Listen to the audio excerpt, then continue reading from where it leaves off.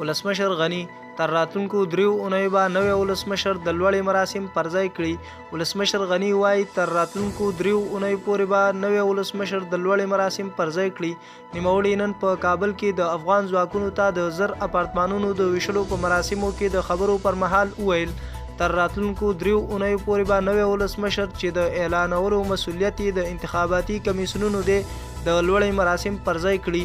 د ولسمشرۍ ټاکنې د میزان یا تلې په میاشتې په 6مه نیټه ترسره شوې چې د ټاکنو کمیسیون د معلوماتو له مخې پکې تر 2 میلیونو ډیرو کسانو برخه اخیستې وه.